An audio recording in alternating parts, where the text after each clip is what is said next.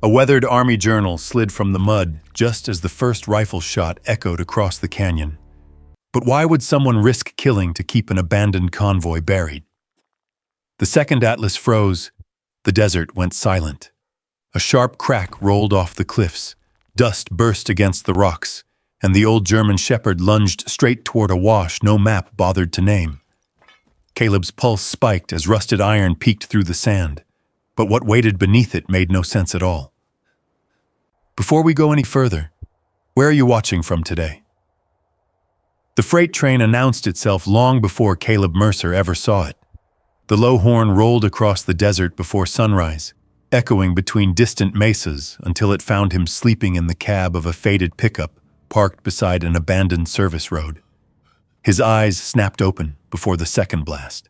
His right hand shot toward the empty space beneath the driver's seat, fingers searching for a rifle that had not been there for nearly 6 years. His breathing stayed shallow. Count, listen, locate. The habit disappeared only after he recognized the familiar rattle of steel wheels instead of helicopter blades. Beside him, Atlas slowly lifted his head from the worn blanket covering the passenger seat. The old German shepherd blinked once, studying Caleb instead of the passing train. His muzzle had turned almost white with age, but his amber eyes remained steady. He nudged Caleb's elbow with his nose before settling back down. "I'm good," Caleb murmured. The dog didn't seem convinced. Morning arrived without ceremony. Pale sunlight spilled over the endless Arizona desert, washing the land in faded gold. Dry grass bent beneath a restless breeze. Somewhere far away, a hawk circled above a rocky ridge, while dust drifted lazily across the cracked highway. Caleb climbed from the truck, stretching muscles that never fully relaxed anymore. His lower back protested after another night spent behind the steering wheel. He rubbed one hand across the faded Army Ranger tattoo hidden beneath his sleeve before filling Atlas's dented metal bowl with the last of yesterday's water. Atlas waited, always waited. Only after Caleb took the first sip from his own bottle did the dog lower his head and drink. Military habits had become shared habits. 2 years earlier, Caleb Mercer had owned a small construction company outside Flagstaff. Before that, he had spent 12 years wearing the uniform of an Army Ranger, serving deployments that left memories louder than any sound around him now. Afghanistan had followed him home in ways no doctor could quite explain. Loud noises, sleeping lightly, watching every rooftop, memorizing exits before entering a room. The construction business survived for several years. His marriage didn't. When work slowed after a wildfire season, contracts disappeared. Bills arrived faster than jobs. His wife Emily waited as long as she could before deciding she could no longer build a future around a man who never truly came home from overseas. She hadn't left because she stopped loving him. She left because she no longer recognized him. Caleb never blamed her. Some nights he barely recognized himself. Atlas had stayed. The German shepherd had retired from military search and detection work after injuries ended his service. Caleb adopted him through a veterans program the same week the divorce became final. Since then, they had crossed thousands of miles together, living from temporary jobs repairing fences, welding ranch equipment, clearing storm damage, whatever paid enough for fuel and dog food. Home had become wherever the truck stopped. That morning, Caleb found temporary work replacing broken fence posts outside a cattle ranch nearly 20 miles away. The ranch owner paid cash and asked few questions. Caleb preferred it that way. He worked steadily beneath the growing heat, measuring each post with practiced precision. Atlas rested beneath the narrow shade of an old cottonwood, occasionally lifting his ears whenever coyotes barked somewhere across the valley. Around noon, a helicopter crossed it overhead. Its shadow swept across the pasture. The rhythmic chopping of the blades froze Caleb in place. For one impossible second, the hammer slipped from his fingers. The fence disappeared. Dust became rotor wash. The smell of fresh-cut lumber became diesel fuel and burning rubber. Someone shouted. Another voice yelled for a medic. His heart hammered so violently he nearly dropped to one knee before realizing the helicopter belonged to Border Patrol. It continued south without slowing. The entire episode lasted perhaps 5 seconds. Atlas was already standing beside him. The dog leaned quietly against Caleb's leg until his breathing steadied. No commands, no panic, just silent understanding. The ranch owner pretended not to notice. By late afternoon, Caleb collected his pay, enough for gasoline, canned stew, and another bag of dog food. He drove toward the nearest town, little more than a gas station, a diner, and a post office standing against miles of open desert. Inside the post office, the clerk looked up from behind thick glasses.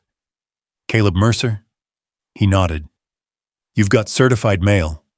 He frowned. Nobody knew where to find him anymore. The envelope carried the letterhead of a law office in Albuquerque.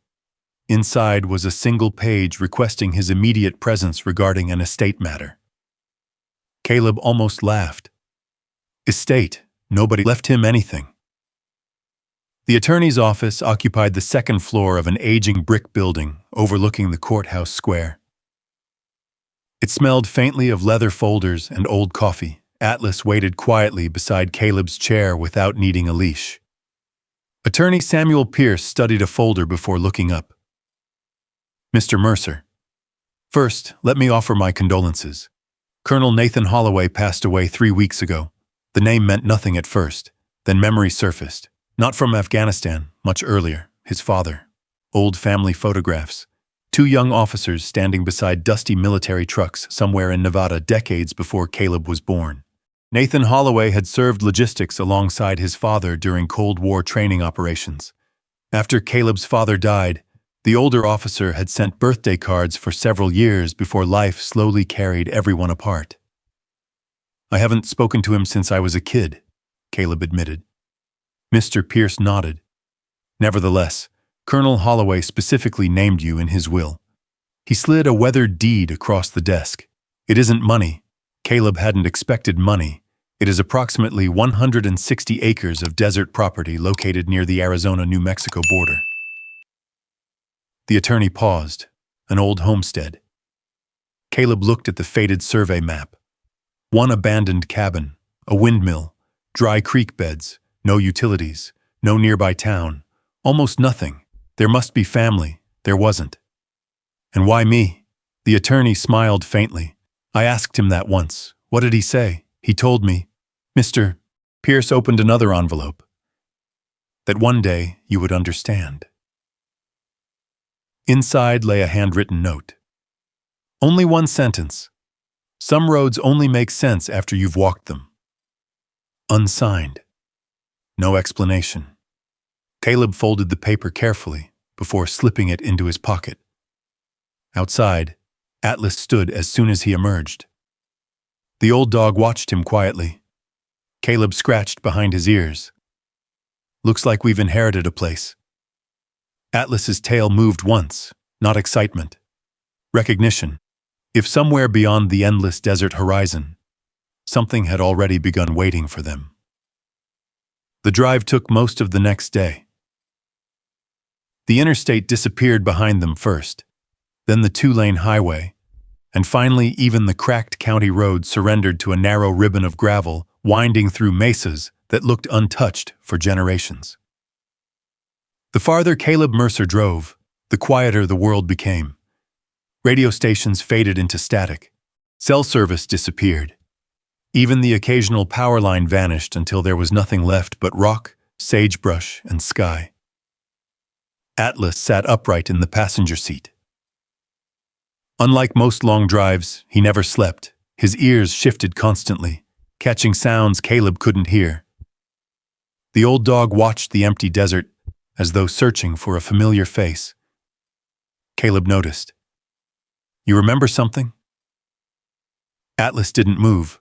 Only his nose lifted slightly toward the open window, pulling the dry desert air deep into his lungs. The deed included hand-drawn directions made decades earlier by Colonel Nathan Holloway himself. Every few miles, another handwritten note appeared beside the road. Old Cattle Gate. dry spring. Turn where the basalt cliffs split. Watch for flash floods. They weren't instructions from a surveyor. They felt more like advice from someone who had walked the road enough times to respect it. Late that afternoon, the truck crested a low ridge. The property stretched before them. Caleb slowed without realizing it. The cabin stood alone beneath an enormous western sky. Its adobe walls had faded to the same pale color as the surrounding earth. One corner of the porch leaned noticeably lower than the other. The roof sagged but remained intact. A weathered windmill turned lazily above an old stock tank, squeaking every few seconds in the steady breeze. Nothing looked welcoming, yet nothing looked entirely abandoned either. Atlas climbed out before Caleb had fully shut off the engine. Instead of running toward the cabin, the German shepherd paused. He sniffed the air, his ears pointed west. Then, without hesitation, he started walking toward a dry wash nearly 300 yards away. Atlas, the dog, didn't stop. Caleb sighed and followed.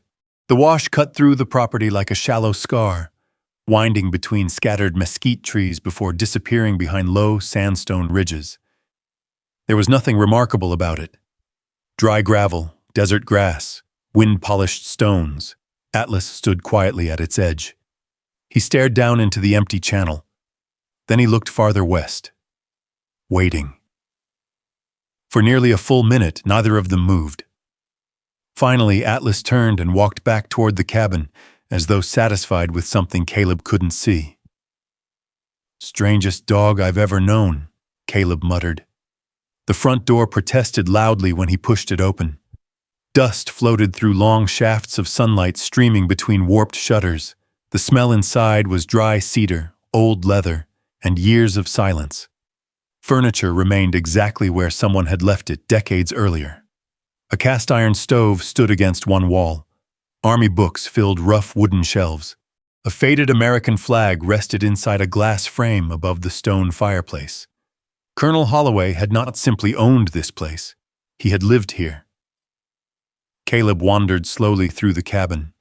One bedroom, a small kitchen, an old workbench covered with neatly organized tools. Everything carried the quiet discipline of a career soldier. Nothing extravagant. Nothing wasted. Outside, Atlas barked once, not loudly, just enough. Caleb stepped back onto the porch. A dusty pickup truck approached from the south, raising a cloud behind it. The driver climbed out before the engine stopped. She looked to be in her early 60s, wearing worn denim, weathered boots, and a straw hat faded by countless summers. "I'm Martha Gaines." She extended a calloused hand. "You must be Caleb Mercer," he shook it. "You know who I am already. Out here, we usually know when someone new shows up." She smiled gently. "And Colonel Holloway talked about you."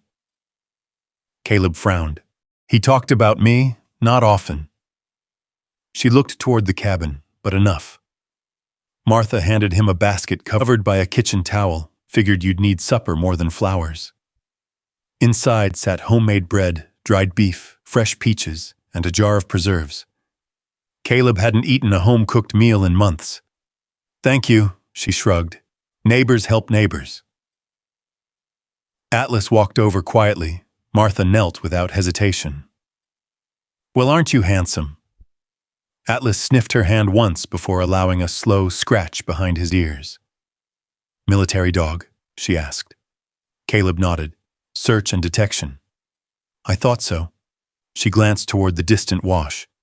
"Funny thing, what?" "He didn't come to greet me." "No, he was watching that arroyo." Caleb looked toward the shallow canyon again, "so I've noticed." Martha hesitated. "I've seen coyotes over there." Then she smiled. "But your boy wasn't looking for coyotes." Before Caleb could ask another question, another vehicle appeared. This one gleamed beneath the afternoon sun. A black SUV, far too expensive for country like this. It stopped near the gate. A tall man wearing polished boots stepped out carrying a leather briefcase. Everything about him looked carefully chosen. His smile arrived before he reached the porch. "Mr. Mercer." He extended his hand. "Victor Hale." Caleb accepted it briefly. I represent Red Mesa Mineral Holdings. Atlas immediately moved between them, not growling, simply standing. Victor noticed. Protective. He's working. Victor laughed politely. I'll be brief. He removed a folder from his case. Our company has acquired several neighboring parcels. He pointed toward the surrounding hills. We're very interested in purchasing your property. Caleb glanced around. You haven't even let me unpack. Business doesn't wait. Victor produced an offer sheet. The amount looked generous compared to the cabin's condition. Still, something felt wrong. You've never seen the inside. I don't need to. You don't know whether I'll stay. I imagine you'll find life out here difficult. His smile never changed. No electricity worth mentioning. Poor groundwater. Nothing but old cattle routes. Caleb folded the paper. If it's worthless, Victor paused. Why buy it? For the first time, the businessman seemed to search for an answer. We're assembling land. For future opportunities. What kind? Victor's smile returned. Mining exploration. Caleb looked across the endless desert. No equipment, no drilling, no survey markers. Nothing suggested mining. Only silence. I'll think about it. Victor accepted the answer easily. No pressure. He handed Caleb a business card. But companies don't leave offers open forever. Atlas watched the SUV until it disappeared over the ridge. Only then did the dog turn, without looking toward the cabin, without looking toward Caleb. He quietly started walking back toward the same dry wash. The sun dipped lower behind the mesas. Long shadows filled the empty channel. Atlas stopped exactly where he had stood earlier. His ears lifted. His nose tested the evening wind. Then he sat, perfectly still, watching the empty desert as though someone, or something, was supposed to arrive. The last light faded from the wash until the gravel became a ribbon of silver beneath the rising moon. Atlas never barked. He never paced. He simply remained seated at the edge of the arroyo, staring into the darkness, as though watching an invisible trail only he could follow. Caleb stood beside him for nearly 10 minutes before speaking. What do you see, old boy? The German shepherd's ears twitched. Nothing else, no coyote answered. No rabbit darted through the brush. Even the evening breeze seemed reluctant to cross the narrow channel. Finally, Caleb rested one hand on Atlas's neck. Let's call it a night. This time the dog obeyed. The desert became astonishingly cold after sunset. Caleb built a small fire inside the stone hearth using cedar kindling stacked neatly beside the cabin wall decades earlier. Colonel Holloway had planned for everything. Even now, years after his death, dry firewood remained protected beneath an old lean-to. Atlas curled beside the fireplace. Caleb heated canned stew in a blackened pot while studying the cabin more carefully. Military history filled nearly every shelf. Maps, navigation manuals, convoy planning guides, weather journals dating back more than 30 years. One entire notebook contained nothing but rainfall measurements written in remarkably steady handwriting.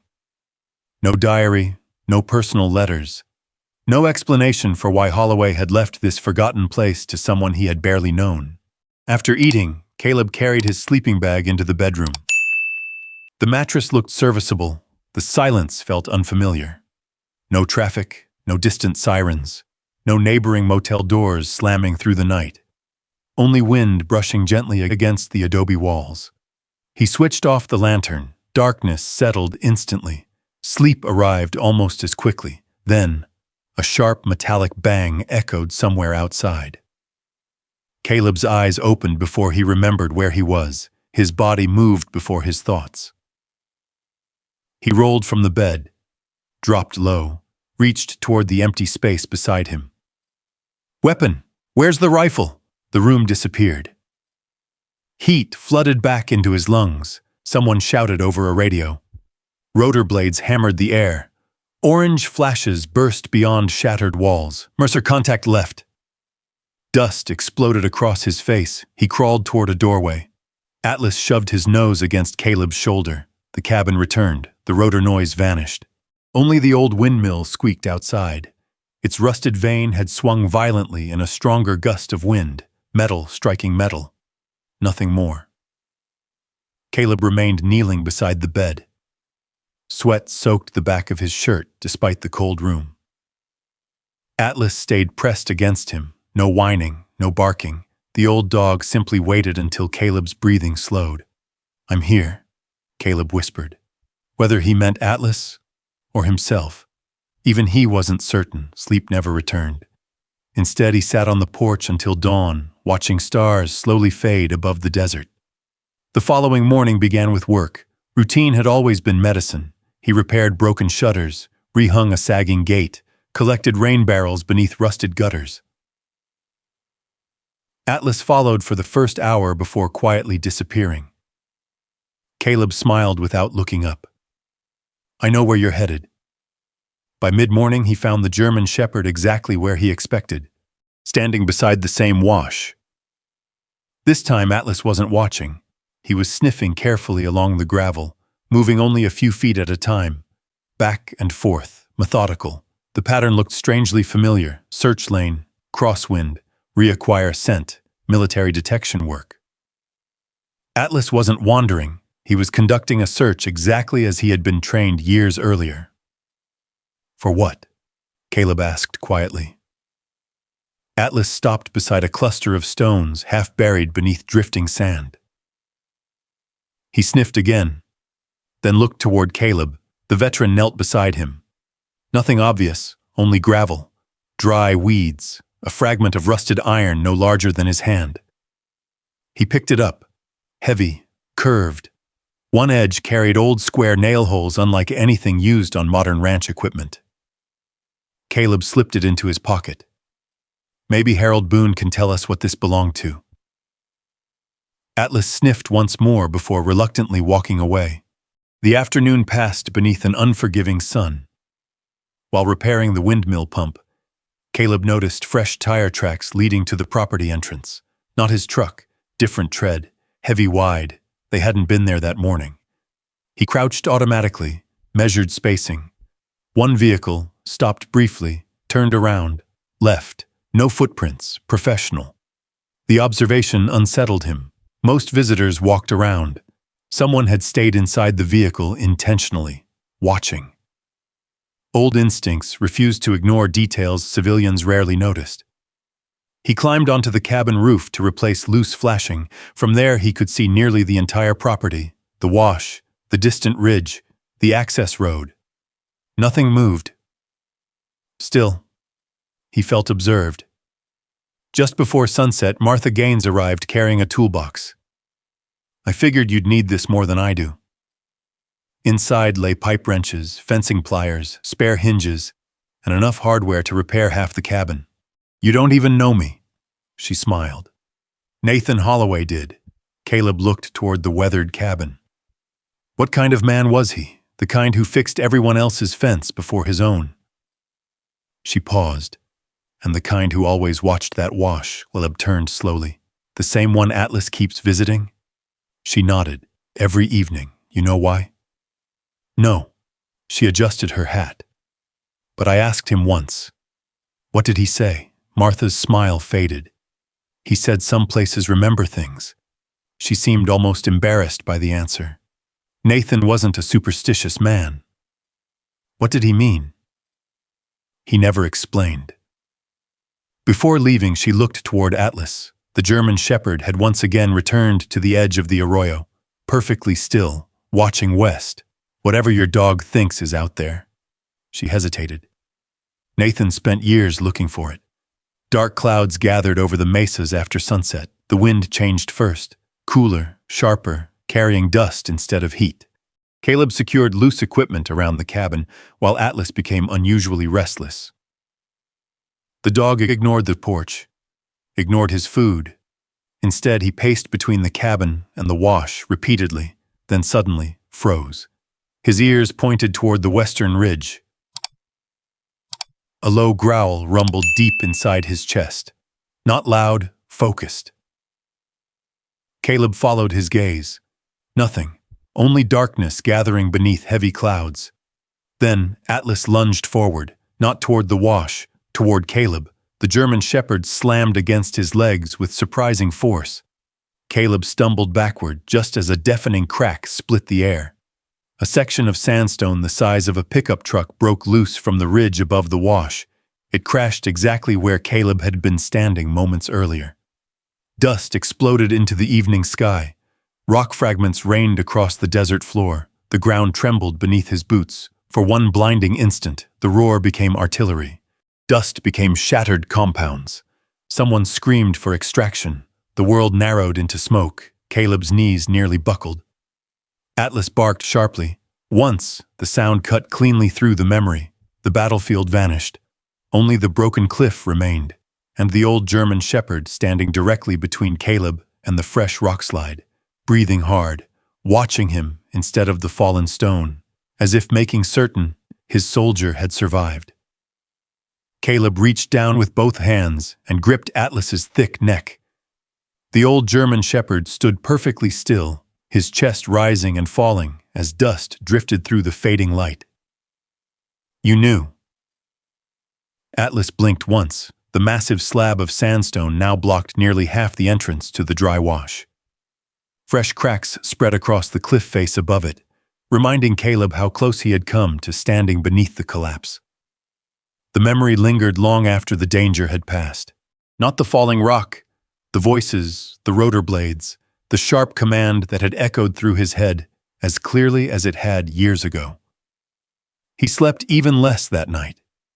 Every creak of the windmill sounded like distant equipment moving across gravel. More than once he stepped outside with a flashlight, slowly scanning the darkness the way he had once searched abandoned compounds before sunrise. Nothing, only stars, only silence. Only Atlas sitting once again at the edge of the porch, facing west, almost standing watch. By morning, the sky had cleared completely. Caleb poured coffee into an old enamel cup while Atlas finished breakfast without enthusiasm. The dog's attention drifted constantly toward the wash. "You've made up your mind." Atlas stood. Caleb sighed. "So have I." He climbed into the pickup. "Let's go find Harold Boone." The retired surveyor lived 25 miles away in a weathered ranch house tucked beneath red sandstone cliffs. Wind chimes made from old horseshoes clinked softly above the porch, while stacks of rolled maps filled every corner of the shaded veranda. Harold Boone looked exactly as Caleb imagined. Nearly 80, lean, sun-darkened skin, gray beard trimmed close, his handshake remained surprisingly firm. "You must be Holloway's young ranger. I suppose I still count as young to somebody." Harold smiled. "Nathan thought highly of you." Caleb looked surprised. "I barely knew him." He knew enough. Harold noticed Atlas immediately. The old surveyor crouched carefully, allowing the German shepherd to approach first. Atlas sniffed his hand, then quietly rested his nose against Harold's sleeve. "Well now." Harold scratched behind the dog's ears. "Military, search and detection. I thought so." The old man stood slowly. "They don't ever really retire." Inside the ranch house, yellowed topographical maps covered nearly every wall. Survey instruments sat beside shelves filled with geology books, army engineering manuals, and faded photographs of freight wagons crossing the desert sometime around the middle of the last century. Caleb removed the rusted iron fragment from his pocket. "I found this yesterday." Harold turned it over in his weathered hands. His expression changed. "Where?" "Near the wash on my property." The old surveyor walked to a workbench beneath the window and compared the metal against several photographs. After a long silence, he nodded. "Wagon hardware." "What kind?" "Brake assembly. Modern?" Harold laughed quietly, not even close. He reached for another photograph. "This style disappeared before I was born." Caleb leaned closer. The black and white image showed a freight wagon almost identical to those used by the Army decades ago. "Military convoy?" Harold nodded. "Most likely." He walked toward an enormous wall map of southeastern Arizona. His finger traced faded supply routes crossing empty desert. During the early Cold War years, the Army still relied on ground freight for remote installations. I've read some of Holloway's books. Nathan collected everything he could find.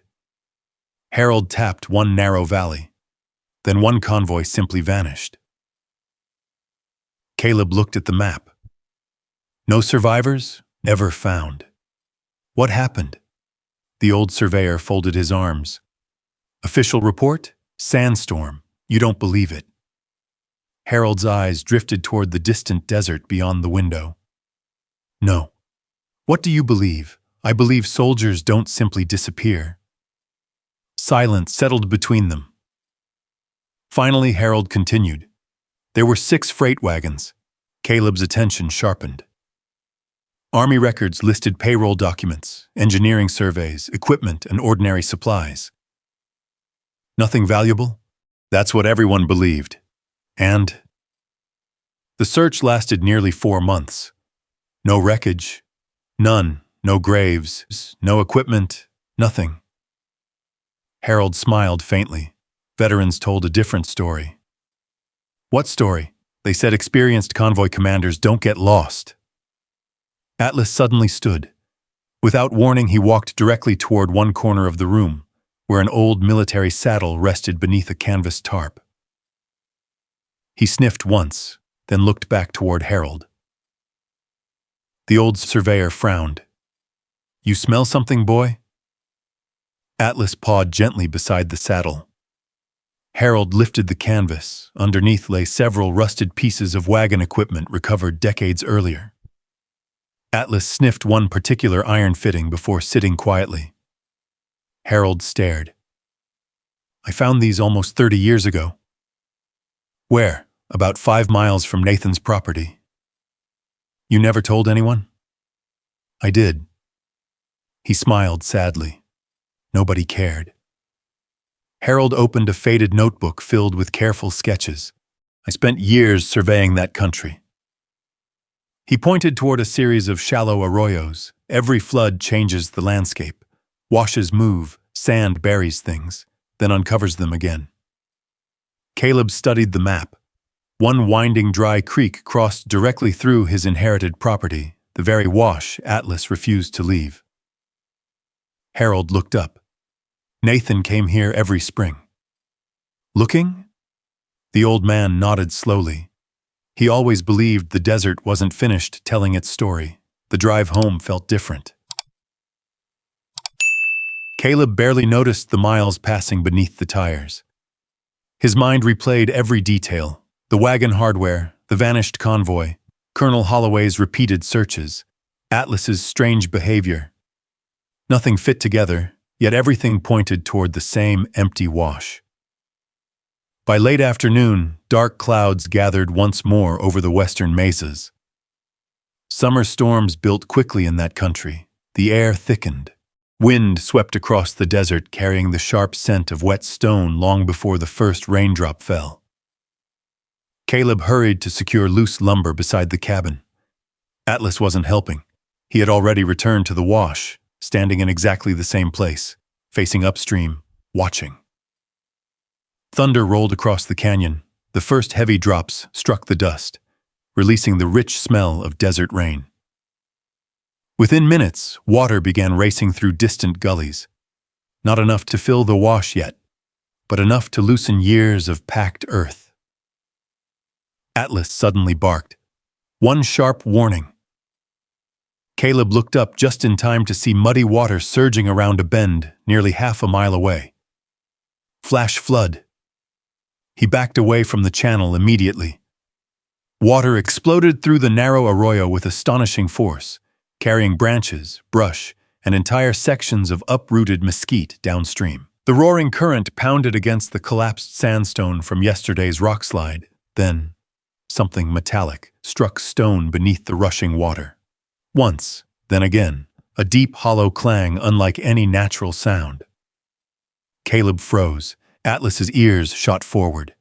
Both man and dog stared toward the torrent for only a heartbeat, just before muddy water swallowed it again. A weathered iron wheel rim briefly emerged beneath the churning flood before disappearing back under the rushing current. Neither of them moved. Neither spoke. The desert had revealed something, only for an instant, then hidden it once more. The flood rushed through the arroyo for less than 20 minutes. By sunrise the following morning, the water had disappeared as though it had never existed. Damp sand shimmered beneath the early light. Broken branches lay tangled against mesquite roots, and fresh scars cut across the sides of the wash where years of packed earth had been peeled away overnight. Caleb stood at the edge, coffee forgotten in his hand. Atlas was already below. The German shepherd moved carefully through the damp gravel instead of charging ahead. Every few yards he lowered his nose, paused, then continued. It was the same deliberate pattern Caleb had watched during military search exercises years ago. Slow, methodical, never wasting motion. Caleb climbed down into the wash. The fresh mud still held the marks left by the flood. Twisted roots reached from the bank like old hands. Pebbles that had not seen daylight for decades glittered beneath the rising sun. Then he saw it. Half buried beneath wet sand, a strip of leather. He knelt. The leather cracked apart the moment he touched it, but a rusted brass buckle remained attached. It was too large for a horse's bridle and too narrow for ranch equipment. Atlas stopped beside him. The dog sniffed once, then walked another 20 feet downstream. Caleb slipped the buckle into his pocket. "You're finding the trail." Atlas looked back, as though expecting him to keep up. They spent nearly 2 hours working the wash. A bent iron hook, several square-cut nails, fragments of weathered wood darker than the surrounding driftwood. Nothing valuable, everything old, everything buried together. By late morning, the heat drove them back toward the cabin. Caleb spread the recovered pieces across the porch table. None belonged to modern ranch life. Every object carried the same age, the same history. His thoughts drifted back to Harold Boone. 6 wagons, missing without a trace, the flood had uncovered something. He was certain of it now. The sound of an approaching engine interrupted his thoughts. Not one vehicle, 3. Atlas stood immediately. His ears flattened. The friendly curiosity he had shown Martha Gaines disappeared. 3 white pickup trucks rolled through the property gate without stopping. Company logos covered the doors. Red Mesa Mineral Holdings. The lead truck parked beside the porch. Victor Hale climbed out wearing the same polished boots and pressed shirt as before. Though this time he wasn't alone. 2 men in reflective survey vests stepped out carrying tripods, measuring poles, and electronic equipment. A 3rd man remained beside the truck, quietly studying the property without saying a word. Victor smiled. "Mr. Mercer, you didn't ask permission to come in. We're only making observations." Caleb folded his arms. "On my land." Victor ignored the remark. "I thought perhaps you'd had time to consider my offer." "I have." "And?" "I'm staying." Victor's smile barely changed. "I'd encourage you to think practically. I already did." The businessman removed another envelope.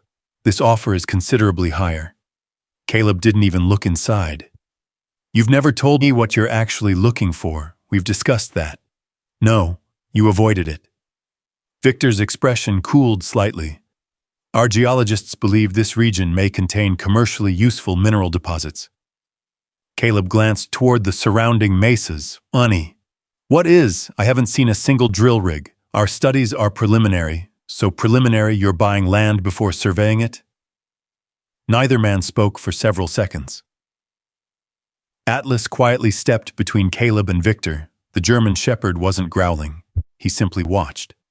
Victor noticed. "He doesn't like me. He trusts his instincts." "So do I." Victor tucked the unopened envelope back into his briefcase.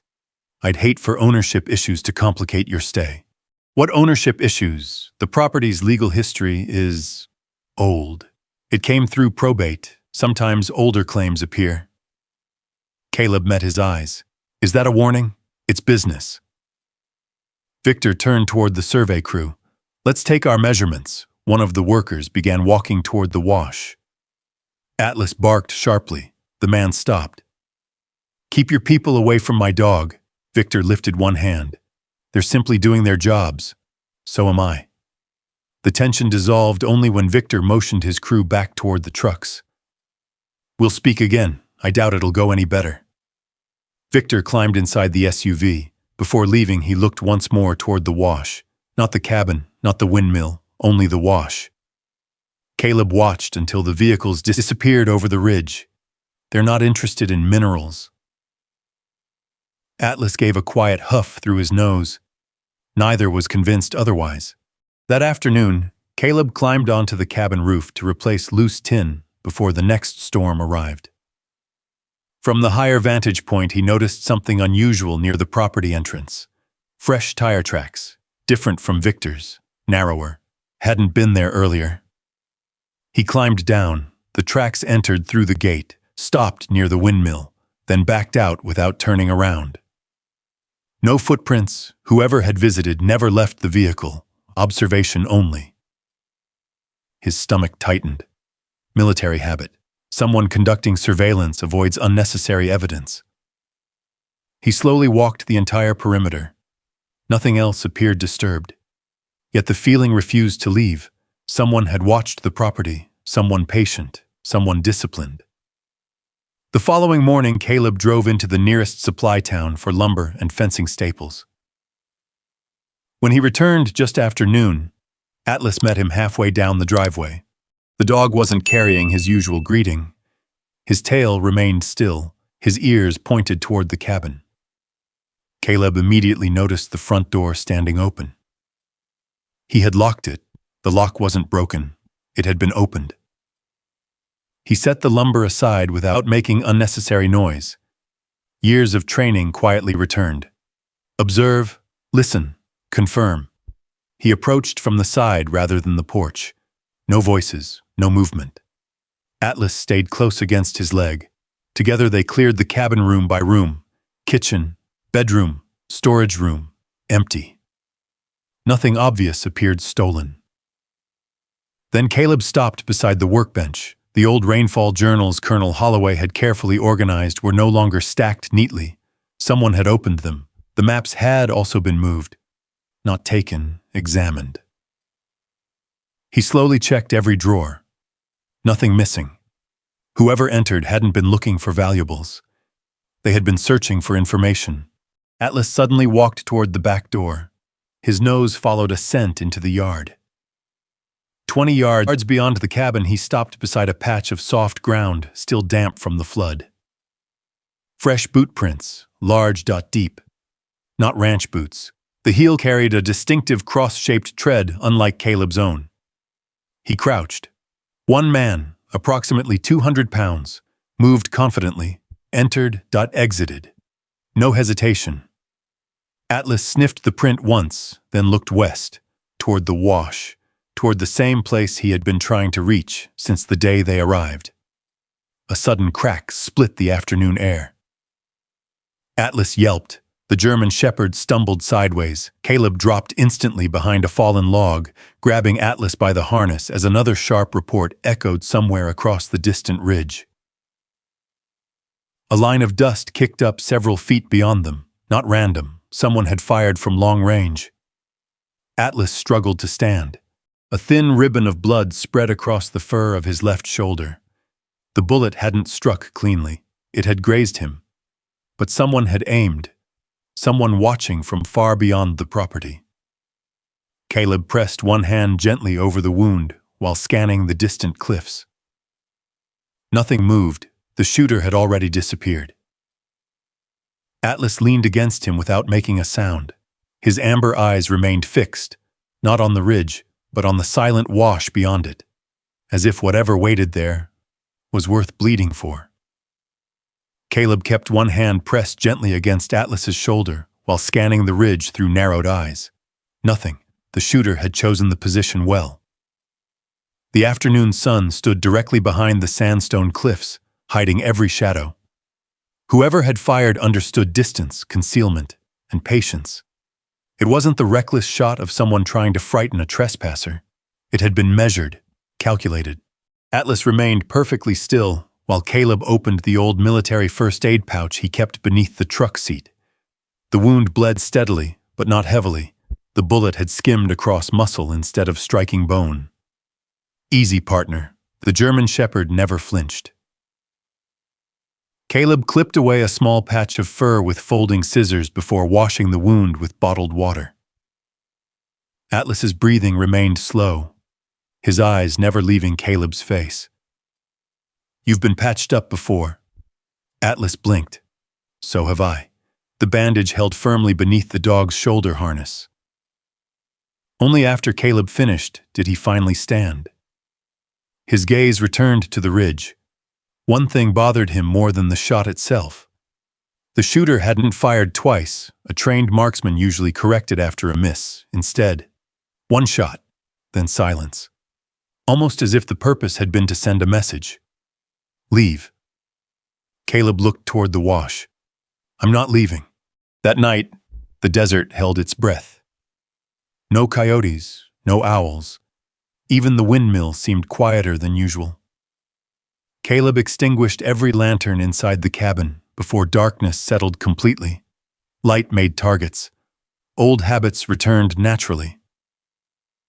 He moved through the cabin without sound, checking every window before taking position near the back wall, where he could observe both the road and the wash. Atlas refused to lie down. Despite the fresh bandage, the old dog remained seated beside the back door, ears lifting whenever distant gravel shifted beneath the cooling night air. Around midnight, a storm arrived.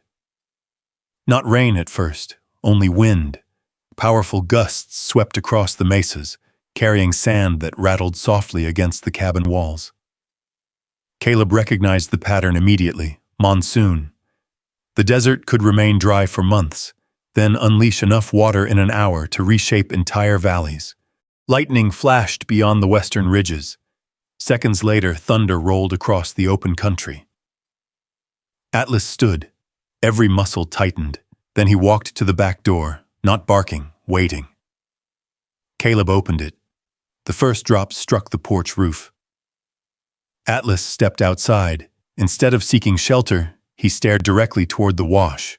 What is it? Another flash of lightning lit the canyon, for the briefest instant. Caleb saw something impossible. Water. Already racing through the upper channel. The storm hadn't reached the property yet. It didn't have to. Flash floods often began miles away. The runoff arrived long before the rain. Within seconds, the distant roar reached them. It grew louder, faster. The sound filled the canyon like an approaching freight train. Atlas bolted, straight toward the wash. Atlas! The German shepherd ignored him. Caleb grabbed his flashlight and ran after the dog. Rain exploded across the desert. The wind nearly tore the light from his hand. By the time he reached the edge of the arroyo, muddy water was already surging through the channel below, smashing against exposed boulders with frightening force. Atlas stood 50 yards downstream, barking now, the first bark Caleb had heard from him since arriving. He climbed carefully along the bank. Loose gravel slid beneath his boots. The flood continued stripping away layers of packed earth with astonishing speed.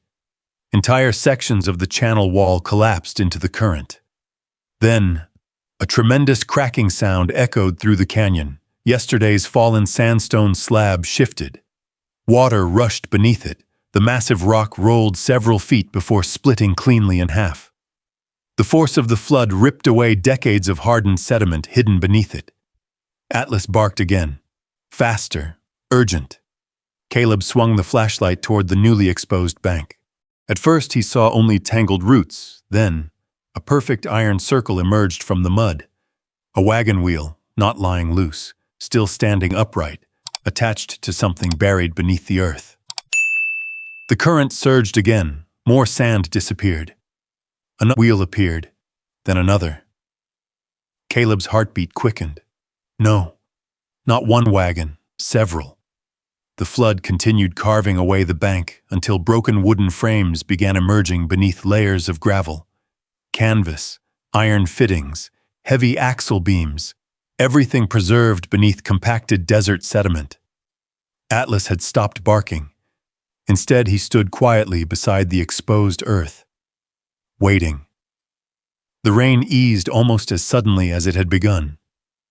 Within half an hour, the flood receded, leaving behind dripping mud and silence. The flashlight beam swept slowly across the canyon. Caleb climbed carefully down the unstable bank. Every step reminded him of clearing abandoned compounds in Afghanistan. Never rush. Watch the ground. Assume nothing. Fresh debris could shift without warning. He tested each foothold before moving forward. The first wagon leaned partly on its side, its wheels trapped beneath compacted gravel. Iron tires remained attached despite decades underground. The heavy wooden tongue had snapped, but much of the frame remained astonishingly intact. Atlas sniffed along its edge, not excited, focused, like a soldier returning to unfinished work. Nearby lay what remained of a leather harness. The bones of 2 mules rested exactly where they had fallen, still tangled together beneath rusted chain links. Caleb quietly removed his hat. No words, only respect. He continued downstream. Another wagon, then another, 6 in all, exactly as Harold Boone had described. The missing convoy, not scattered, not destroyed, almost arranged, as though the drivers had desperately tried to keep formation even while disaster overtook them. Lightning flickered once more across the horizon. Its pale light revealed faded military markings beneath layers of hardened mud. United States Army Transportation Corps. Caleb reached out. His fingertips brushed weathered wood that no living person had touched for over 60 years. Atlas suddenly pawed gently beside one wagon. The movement drew Caleb's attention to something half-hidden beneath collapsed canvas. A rectangular wooden crate, still sealed, heavy iron straps wrapped tightly around it. Military stencil marks barely remained visible beneath dried mud. Caleb didn't try opening it, not yet. Instead, he slowly turned in a full circle. 6 wagons, mule teams, supply crates. The convoy wasn't a legend. It had been waiting here all along. The desert hadn't hidden it forever. It had simply waited for one veteran and one faithful old German shepherd to find it. The rain stopped before dawn. Thin ribbons of mist drifted through the canyon while the first rays of sunlight spilled across the exposed wagons. Water still trickled between scattered rocks, carrying away the last loose sand that had hidden the convoy for more than half a century. Caleb hadn't slept. He had spent the remaining hours inside the cabin studying old Army engineering manuals from Colonel Holloway's shelves, looking for anything that might help him examine the site without damaging it. By sunrise, he carried only a flashlight, a notebook, work gloves, and a folding camera.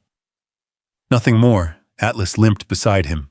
The fresh bandage remained clean despite the previous night's chaos. "You stay close today," the old German shepherd answered by brushing Caleb's leg with his shoulder before leading the way back toward the wash. The convoy looked different in daylight, less mysterious, more heartbreaking. Each wagon rested exactly where its desperate journey had ended. Sunlight revealed faded olive paint beneath layers of hardened mud. Rust covered the iron fittings, yet much of the wood remained preserved by decades beneath packed desert clay.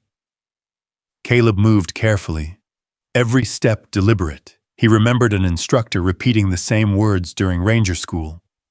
Slow is smooth, smooth is fast. The lesson had saved lives then. It still mattered now. He stopped beside the lead wagon. The driver's bench had collapsed long ago, but beneath it remained a weathered leather satchel fused together by mud and time. He lifted it gently. The leather cracked. Inside lay several waterproof document sleeves, remarkably intact. His pulse quickened. He carried them into the sunlight before opening the first sleeve.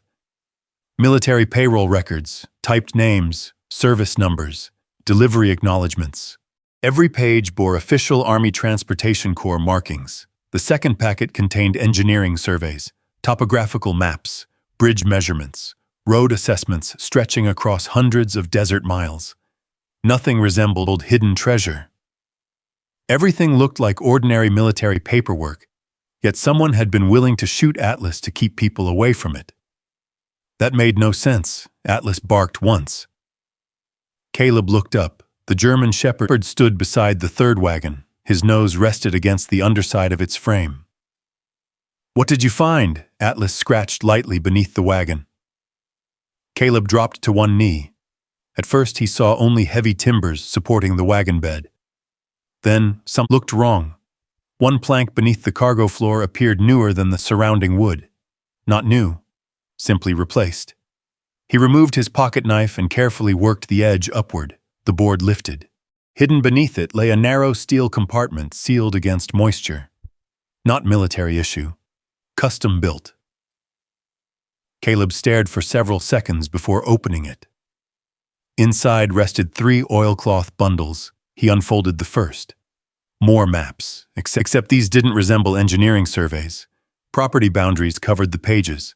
Red pencil lines crossed enormous sections of federal desert. Mining claims, rail corridors, water rights. Every parcel had been carefully marked. The second bundle contained handwritten journals. The leather cover carried a faded name, Captain Daniel Whitaker, Convoy Commander. Caleb carefully opened the first page. October 14th. Orders changed without explanation. New route issued after departure. Crew uneasy. No justification provided. The entries continued. Brief, professional. Each page revealed growing concern. October 16th.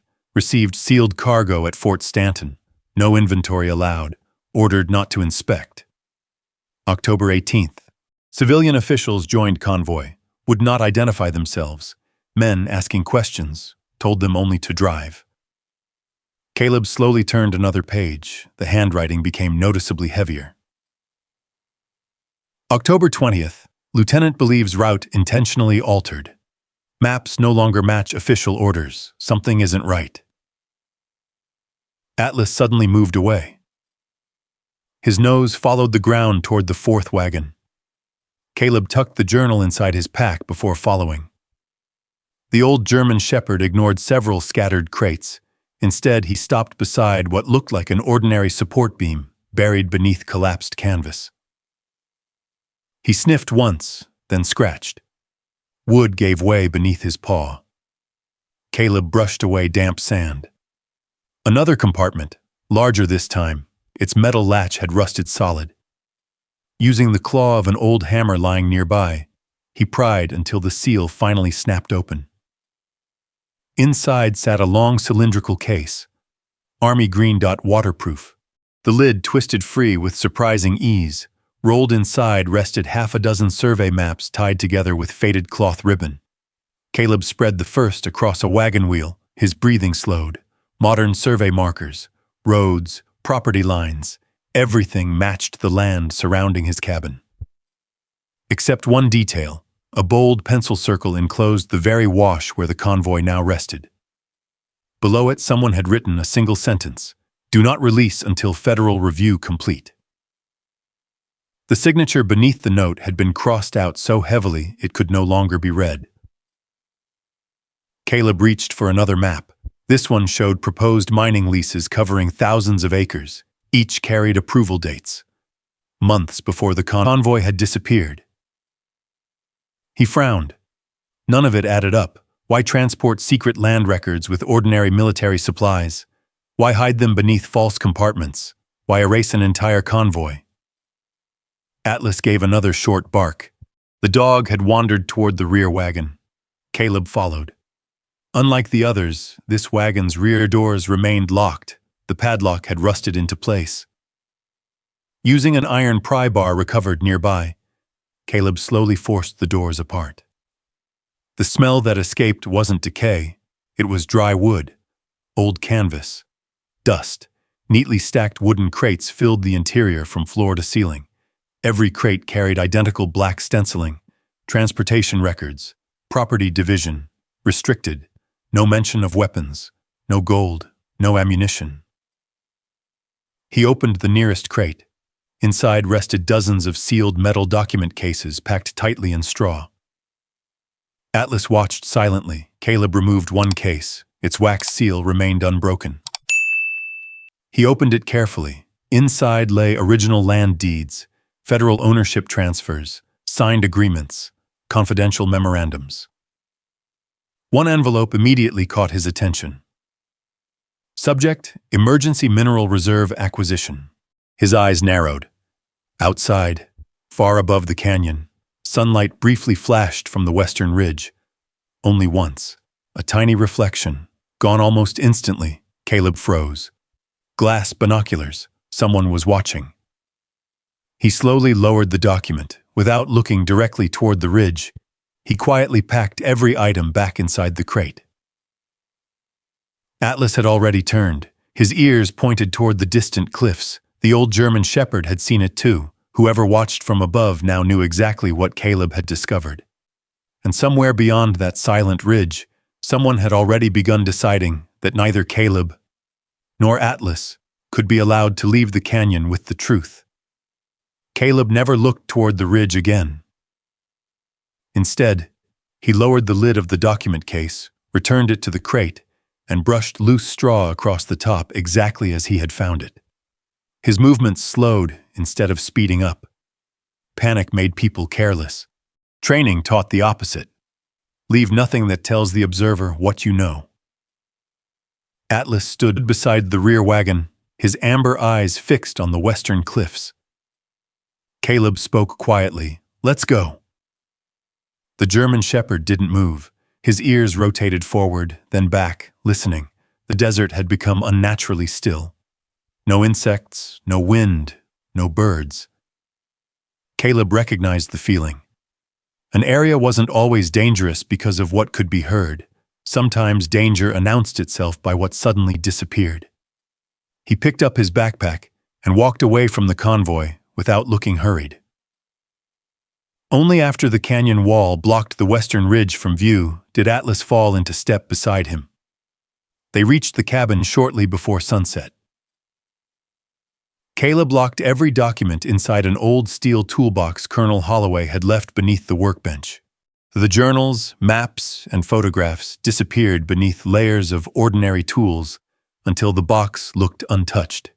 He kept only Captain Whitaker's journal inside his jacket. If someone returned, they would not find everything. He stepped it outside. The property looked exactly as it had that morning. Too exactly. Nothing had been disturbed. No fresh tire tracks. No dust hanging above distant roads. Whoever had watched him possessed remarkable patience. Atlas refused his evening meal. Instead, he walked the fence line twice before settling near the back of the cabin, where he could see both the wash and the narrow trail leading toward the western ridge. Caleb noticed. "So you're guarding both?" The dog answered by lowering his head onto his paws without taking his eyes off the darkness. Night settled quickly. Clouds covered the stars. Caleb left every lantern extinguished. He heated coffee over a small camping stove rather than using the fireplace. Smoke carried farther than people realized. Around 9 o'clock he heard it. Not an engine, a single pebble sliding somewhere beyond the barn. His head turned immediately. Atlas was already standing. The German shepherd's body had become rigid. No barking, no growling, only absolute focus. Caleb quietly picked up his flashlight, then set it back down. Light revealed more than it concealed. Instead, he allowed his eyes to adjust naturally. Another sound, leather brushing against brush, farther away this time. Someone was moving carefully, too carefully. Atlas slowly stepped backward until he touched Caleb's leg. That wasn't fear, it was communication. "Stay still." Caleb rested one hand lightly against the dog's shoulder. Minutes passed. Nothing. Then, a faint click, metal, not loud enough for most people, just enough. A rifle sling touching a buckle. His heartbeat slowed instead of rising. Training. Someone approached from the west, not the road, the wash. Caleb leaned close to Atlas, back door. The dog obeyed without hesitation. Together they slipped silently through the rear entrance of the cabin and disappeared into darkness before whoever approached reached the yard. Rather than fleeing toward open desert, Caleb led Atlas into a narrow drainage ditch running behind the windmill. The shallow depression offered concealment without trapping them. He crouched beneath mesquite branches, watching the cabin from nearly 60 yards away. Atlas remained pressed against the earth beside him. The old dog barely seemed to breathe. 5 minutes later, 3 figures emerged from the darkness. No flashlights, no conversation. Only silhouettes moving with practiced caution. They paused repeatedly, scanning windows before approaching the cabin. Caleb counted automatically, 3 men. 1 covering, 2 advancing, professional enough to understand spacing, not military, close. The first man quietly tested the front door, locked. The second disappeared around the rear. The third remained near the porch, watching every direction. Caleb studied their movements. No badges, no uniforms, civilian clothing, dark jackets, baseball caps. 1 carried binoculars. The covering man raised 1 hand. The others stopped immediately. Someone had seen something. Caleb followed their line of sight. Atlas. The German shepherd had shifted only slightly beneath the brush. Enough. The covering man pointed. Another raised what looked like a suppressed rifle. Time vanished. Caleb whispered 1 word. Move! Atlas exploded from concealment, not toward the men, away, across open ground. The rifle coughed softly. Dust erupted inches behind the dog, another muted shot. Atlas veered sharply between scattered rocks. Caleb sprinted in the opposite direction. Exactly as intended, the intruders hesitated. Split targets. 1 followed Caleb. 2 chased Atlas. The old German shepherd disappeared into the twisting washes with astonishing speed, despite his age. Caleb climbed the nearest rocky slope, using darkness and uneven ground instead of trying to outrun younger men. He heard boots behind him, 30 yards, closing. Another suppressed shot cracked against stone nearby. Fragments showered across his shoulders. He dropped behind a sandstone shelf and waited. The footsteps approached. Closer. Closer. The first pursuer rounded the rock. Caleb stepped silently behind him. 1 sharp shove sent the surprised man tumbling down the loose gravel slope. The rifle skidded away into darkness. Before the man could recover, Caleb disappeared again. No punches, no prolonged fight. Only enough distance to escape. Old Rangers understood something civilians often misunderstood. Winning wasn't defeating the enemy. Winning was completing the mission. His mission wasn't combat. It was survival. Far below, Atlas barked once, then again. The sound came from farther east now. The dog was leading the remaining men away from the cabin.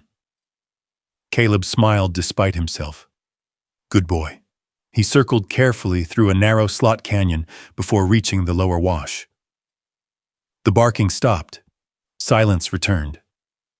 Too much silence. Atlas, no answer. He moved faster now, ignoring fatigue, ignoring the ache in his knees. The beam of his covered flashlight swept briefly across the canyon floor. Fresh paw prints, fresh boot tracks, then blood, small drops, leading toward a cluster of boulders. Caleb's stomach tightened. Atlas, a low whine answered. He rounded the rocks. The German shepherd stood there alone, breathing hard. His earlier shoulder wound had reopened. A fresh cut crossed his right flank, where sharp stone, or something else, had torn through his coat during the escape. Despite the blood, Atlas wasn't looking at Caleb. He stared deeper into the canyon, toward another narrow passage almost completely hidden by fallen sandstone. He growled softly, not at danger, at discovery.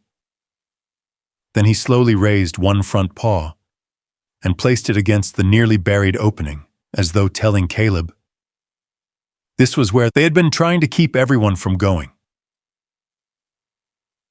Caleb crouched beside Atlas and rested a steady hand against the dog's neck.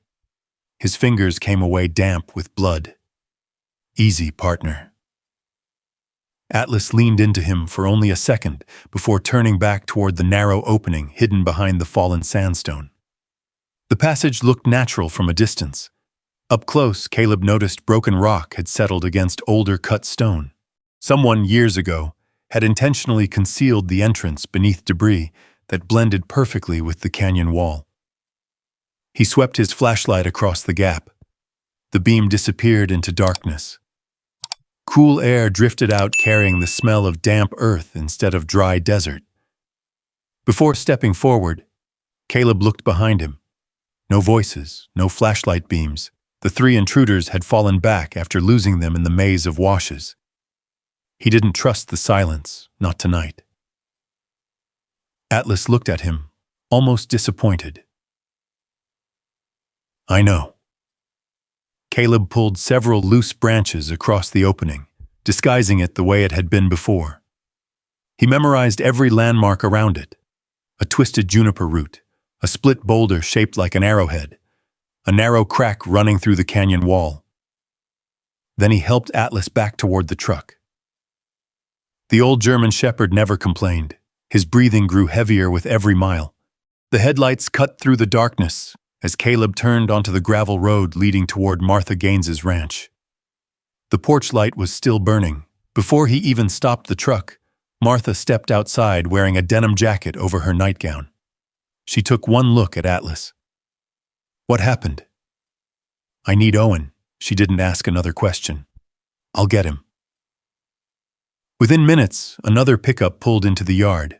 Dr. Owen Briggs climbed out carrying a weathered medical case. His gray hair was cropped short, and his movements carried the calm efficiency of someone who had spent decades treating wounded soldiers before retiring to ranch country. "You Caleb?" He extended one hand while already kneeling beside Atlas. "And you must be the famous Atlas." The German shepherd sniffed him once, then lay still. Owen carefully removed the blood-soaked bandage. "This isn't from the shoulder." "No," he reopened that one. "But this cut's fresh." The retired medic examined the wound beneath a bright lantern. "Sharp rock." He paused. "Or sharp metal." Caleb frowned. "You think he hit something? I think he squeezed through someplace tight." Owen flushed the wound with sterile saline. Atlas flinched only once. "Good soldier," Owen murmured. 3 careful stitches closed the deeper cut. Fresh bandages followed. Finally, Owen leaned back.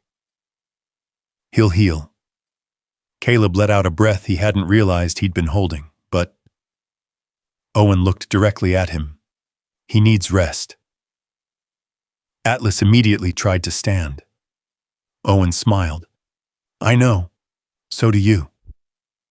Martha poured coffee while the storm clouds drifted east. The kitchen smelled of biscuits and cedar smoke. For the first time since arriving in the desert, Caleb sat at a real table instead of the tailgate of his truck. He wrapped both hands around the warm mug without drinking. Owen finally broke the silence. "Military? Army Rangers? Afghanistan?" Caleb nodded.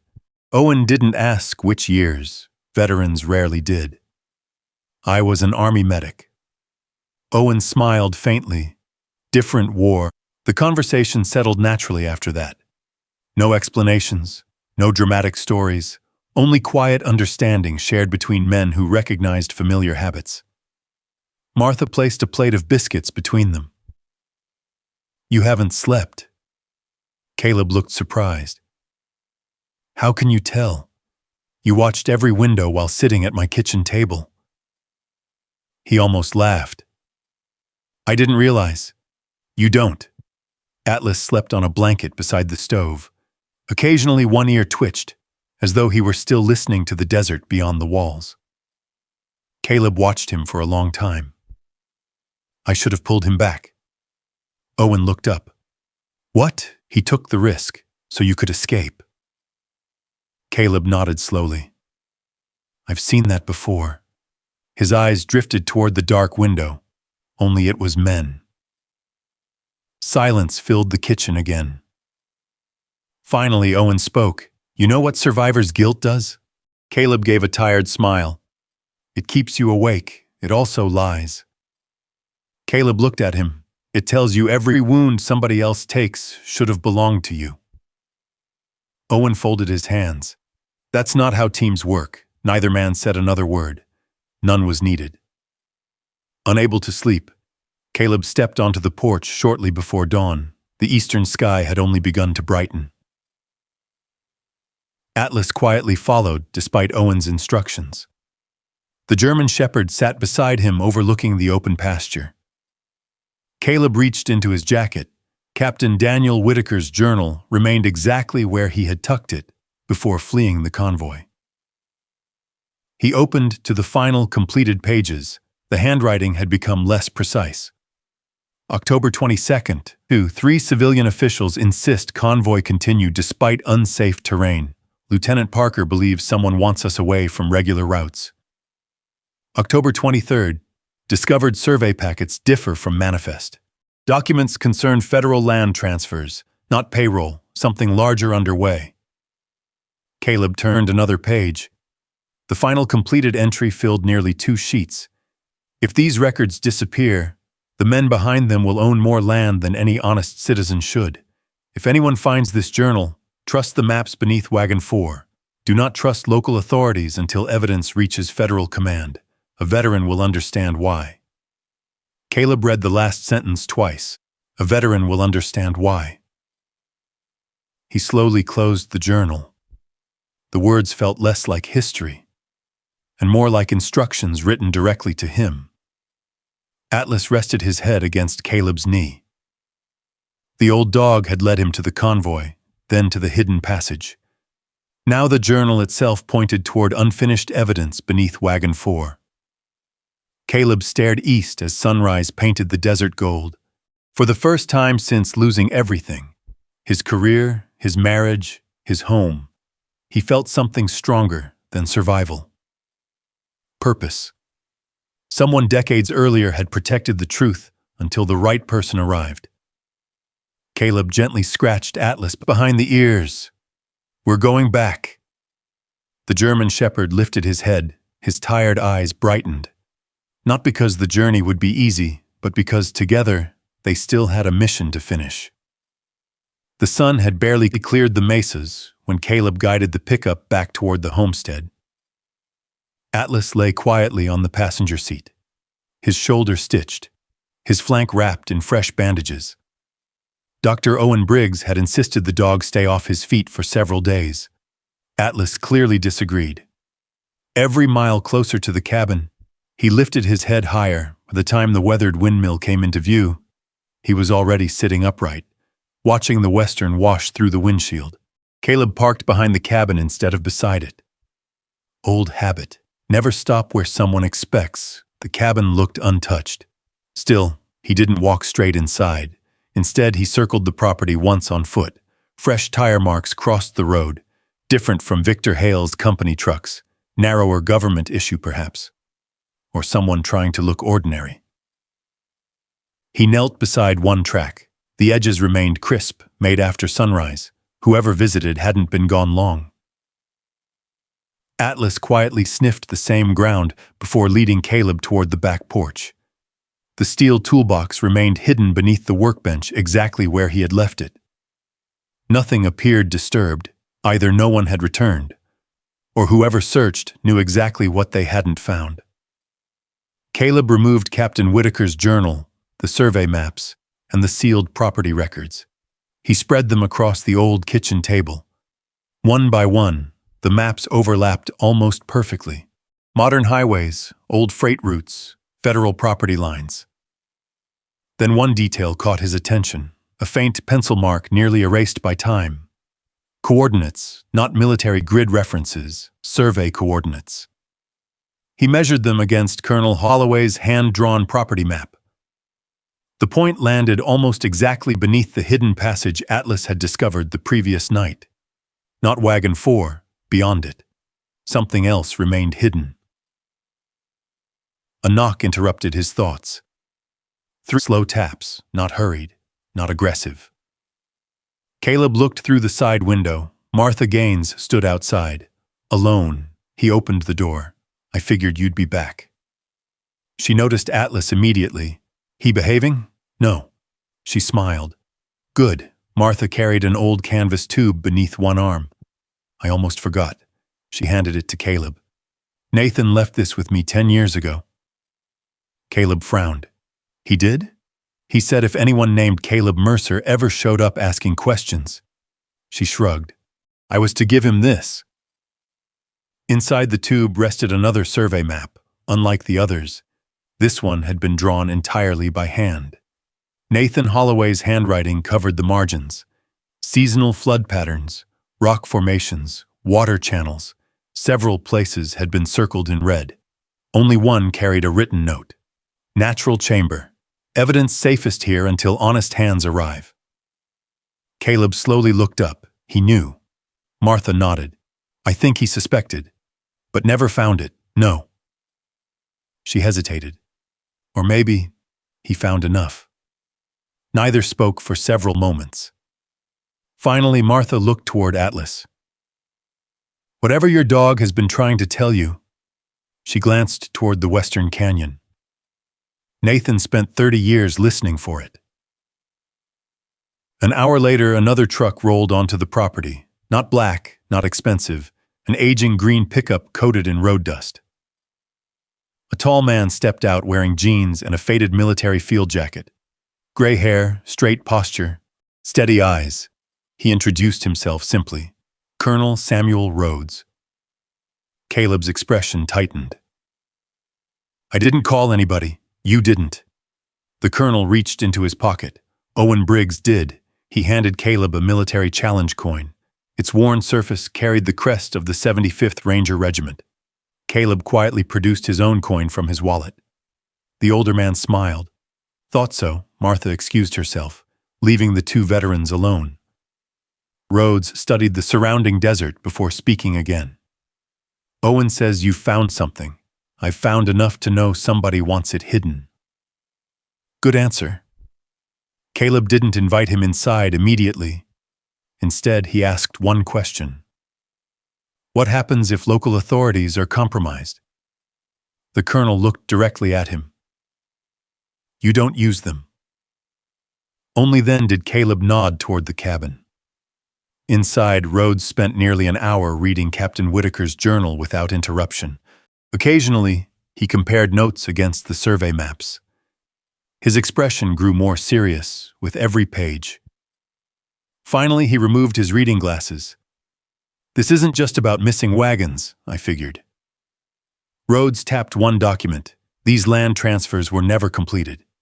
Meaning, if these records disappeared, he paused. Millions of acres could quietly change ownership. Caleb remembered Victor Hale's smile. The pressure to sell, the fake urgency, the surveillance, it never stopped. No, the colonel folded the journal carefully. It simply changed hands. He reached for his phone. I'm contacting two people who, a federal historical investigator and an investigative journalist who still believes documents matter. Caleb frowned. Not law enforcement, eventually. Rhodes looked toward the window. But not before we preserve every piece of evidence. Atlas suddenly stood. His ears pointed toward the western ridge. Every conversation stopped. The old German shepherd walked to the door, then looked back at Caleb. The movement wasn't urgent. It was certain. Caleb understood immediately. He's asking us to follow, Rhodes smiled. I've trusted dogs longer than politicians. The three of them reached the convoy just before sunset. Atlas ignored the exposed wagons completely. Instead, he limped toward the hidden passage beyond the collapsed sandstone. Exactly where he had stopped the previous night. This time, Caleb removed the camouflage branches. Together, he and Rhodes squeezed through the narrow opening. The passage widened almost immediately. Cool air surrounded them. The flashlight beam revealed old tool marks carved into solid rock. This isn't natural, Rhodes whispered. No. They advanced carefully. 20 yards, 30. The tunnel opened into a chamber large enough to shelter several wagons. Dust coated everything. Against one wall stood 3 heavy military storage chests, untouched, still sealed. Rhodes slowly knelt beside the nearest. The brass lock had corroded but remained intact. Using a pry bar left from the convoy, Caleb forced the lid open. Inside rested dozens of wax-sealed document tubes stacked in perfect rows. Rhodes carefully removed the first. His flashlight illuminated the title, Congressional Oversight Testimony, Classified. The second tube contained sworn affidavits signed by Army officers. The third, a sealed envelope addressed simply, "If this convoy never arrives." Rhodes looked at Caleb. He stopped speaking. Caleb opened the envelope carefully. Inside lay a signed statement from Captain Daniel Whitaker. Every page bore official signatures. Every accusation named specific businessmen, contractors, and government officials who had conspired to seize enormous stretches of federal desert by making the convoy and its records disappear forever. One surname appeared repeatedly. Hale, not Victor, his grandfather. The conspiracy hadn't ended decades ago, it had become inheritance. Atlas quietly sat beside the opened chest, watching, waiting, as if he had known. This final truth had been hidden here all along. For several long moments, neither Caleb nor Colonel Samuel Rhodes spoke. The only sound inside the stone chamber was the faint drip of water somewhere deep in the rock.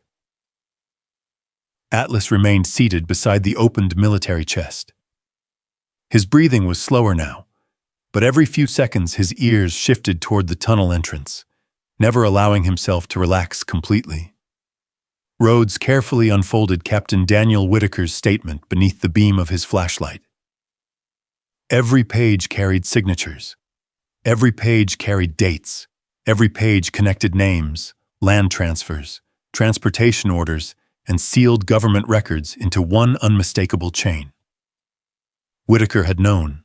He had realized the convoy wasn't simply hauling supplies, it had been protecting proof. Rhodes closed the folder with both hands. This explains why nobody ever claimed the convoy. Caleb looked toward the rows of sealed document tubes. They couldn't. No. The colonel nodded.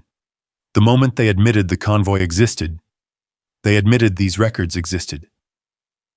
Rhodes gave a quiet smile, and those records would have destroyed them. He removed a satellite phone from his field bag. This doesn't leave my hands. Within minutes, he contacted 2 people. The first was Special Investigator Laura Bennett from the Federal Historic Preservation Service. The second was investigative journalist Daniel Cross, a reporter known for exposing public corruption through archived records rather than rumor. Rhodes spoke only in short sentences. I've confirmed the site. We have preserved documentary evidence. Bring archival specialists. No local notification. He ended both calls before looking at Caleb. They'll be here tomorrow. About Victor Hale, he'll find out soon enough. Morning arrived beneath an impossibly blue sky. Noon, 3 government vehicles rolled across the desert, followed by a smaller truck carrying archival equipment instead of excavation machinery. Laura Bennett stepped out first. She wore hiking boots, work gloves, and carried a weatherproof notebook rather than a badge. Her first question surprised Caleb. Has anything been moved? Only enough to document the discovery. She nodded approvingly. Good. Daniel Cross arrived moments later carrying 2 cameras and a leather satchel stuffed with notebooks. Instead of rushing toward the wagons, he stopped beside Atlas. So you're the one who found all this. Atlas accepted the scratch behind his ears before returning to his place beside the convoy. Everyone else followed the dog. The excavation began carefully. No bulldozers, no heavy machinery, brushes, small shovels, measuring tapes, photographs. Every wagon received a numbered marker before anyone touched it. Caleb quietly assisted without being asked. Years of reconnaissance work had trained him to notice disturbed ground, collapsed soil, and safe paths through unstable terrain. Without realizing it, he began organizing search lanes. Leave that axle, document those harness straps, mark the mule remains before lifting anything. Laura watched him for several minutes. You've done recovery work before, he shook his head. Not officially. She smiled. It shows anyway. Atlas followed each excavation team. Whenever workers uncovered another section of wagon, the old German shepherd quietly sat nearby, watching until they finished. Nobody told him where to go, he simply seemed to know. Late that afternoon, a young archaeologist called everyone over. Found something. Beneath one collapsed wagon lay 3 sets of human remains. The skeletons rested exactly where Captain Whitaker's journal suggested the drivers had made their final stand. One still wore fragments of an Army Transportation Corps insignia. Another held a rusted compass inside one hand. Nobody spoke. Several workers quietly removed their hats. Caleb did the same. The desert wind passed gently through the canyon. Atlas slowly walked forward. He stopped beside the nearest soldier, then lowered himself onto the ground, head resting between his front paws. Standing watch. No command had taught him that. The gesture came entirely from instinct. Rhodes swallowed quietly. He understands. Think he does. Word of the discovery spread quickly. By the second day, television crews gathered outside the property line. Laura refused to allow cameras inside the excavation. History came first. Headlines could wait. Victor Hale arrived before sunset in another black SUV. This time he wasn't smiling. 2 attorneys accompanied him. He demanded access. Laura handed him a federal preservation order. The excavation site had officially been placed under emergency historical protection. No unauthorized entry. Victor stared at the document. You can't simply seize private land. Caleb stepped beside Laura. My land isn't being seized, it's being protected. Victor looked directly at Caleb. You've made a mistake, Caleb answered calmly. No, my dog found one. Victor's jaw tightened. He climbed back into the SUV without another word. The vehicle disappeared in a cloud of desert dust. Rhodes watched it leave. He knows it's over. 3 days later, military historians confirmed the identities of every member of the convoy. Captain Daniel Whitaker, Lieutenant James Parker, 3 civilian teamsters, 9 enlisted transportation soldiers. The names had remained missing for more than 60 years. Now each one returned to official records. Temporary wooden markers stood beside every recovered grave until permanent memorials could be prepared. The Army sent an honor guard. No speeches celebrated victory, only remembrance. Caleb stood quietly at the edge of the ceremony. He wore his oldest denim jacket instead of anything military. Atlas sat beside him. His limp had become permanent after the injuries, but he never shifted away from the line of recovered wagons. When the bugler finished playing taps, silence settled across the canyon. The sound lingered against the cliffs before disappearing into the open desert. Caleb slowly raised his hand. One final salute, not to war, not to medals, to men who had carried out their orders, protected the truth, and waited decades for someone to bring them home.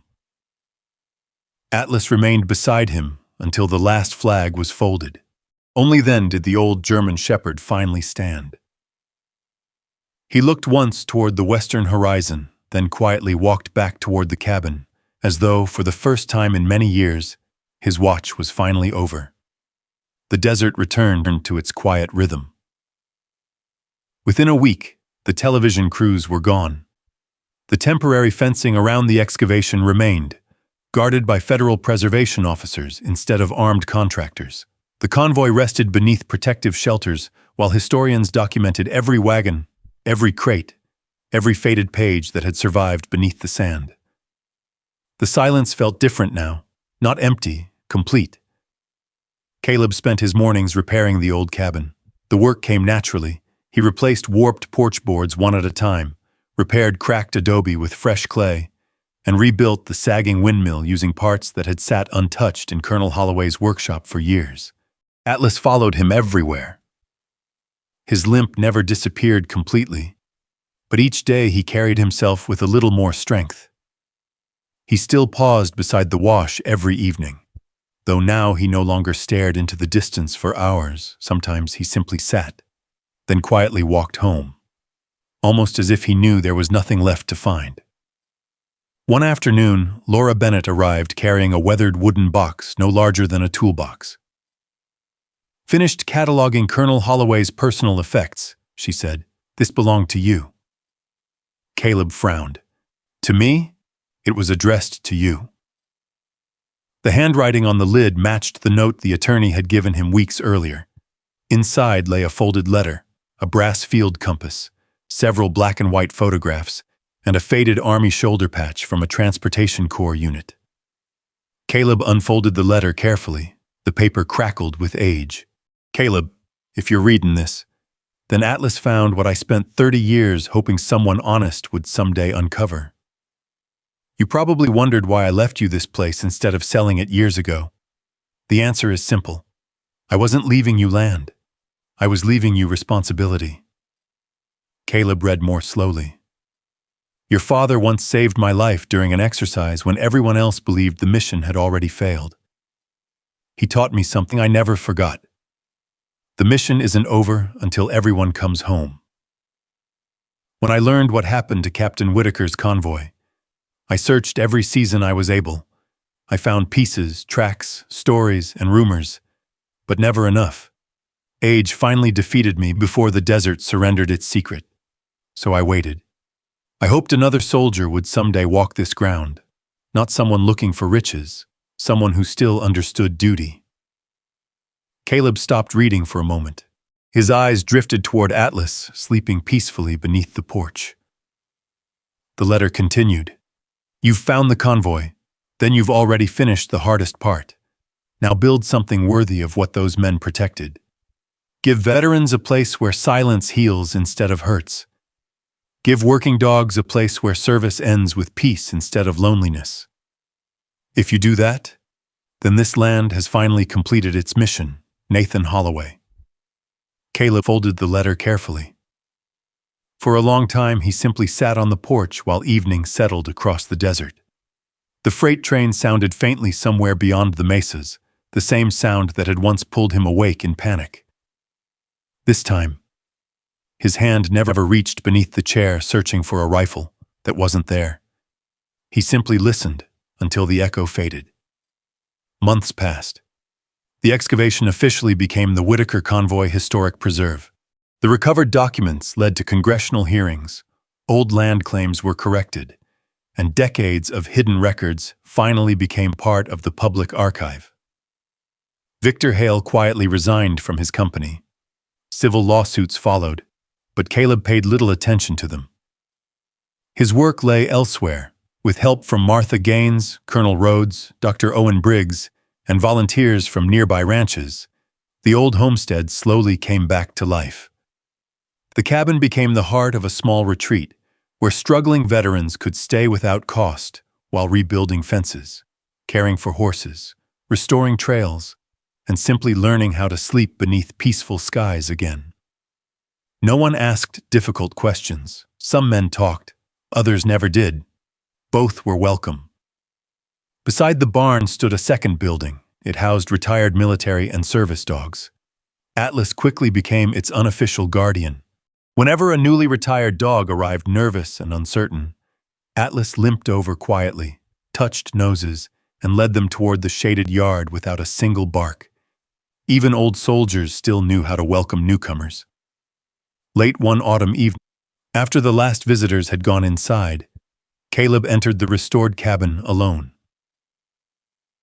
The fire crackled softly in the stone hearth. He walked to the mantel above it. In one hand, he carried Colonel Holloway's brass field compass. In the other rested Atlas's worn military collar, its faded service tag still attached. He hung the compass first, then placed the collar beside it. Neither object looked valuable, yet together they told the entire story, a man who never stopped searching, a dog who never stopped believing. Atlas padded quietly into the room and settled beside Caleb's boots. Outside, the desert stretched toward the western horizon, calm beneath a sky crowded with stars. Caleb looked through the open doorway. We thought we came here because we had nowhere left to go. Atlas lifted his head. Caleb smiled. But maybe, he glanced at the compass. This place was waiting for us all along. The old German shepherd rested his head against Caleb's boot. For the first time in longer than Caleb could remember, no memories pulled him backward. No distant helicopter echoed through the night. No battlefield returned when the wind shifted. Only the steady sound of the fire, the quiet breathing of an old friend, and the comforting certainty that two weary travelers who had once believed they had lost everything had finally found exactly what they had been searching for: home. If Caleb and Atlas's journey meant something to you, I'd love to hear from you. Just leave a 1 in the comments if you believe loyalty can change a life, or a 0 if you think every person deserves one more chance to start over. It's a simple way to let us know you're here, and I promise to read as many comments as I can. And if stories like this remind you that courage, kindness, and hope still exist in the world, please subscribe and join us. There are many more unforgettable journeys waiting just ahead, and I'd be honored to share the next one with you. Until next time, take care of yourself, and never stop believing that sometimes the longest road leads you exactly where you were always meant to be.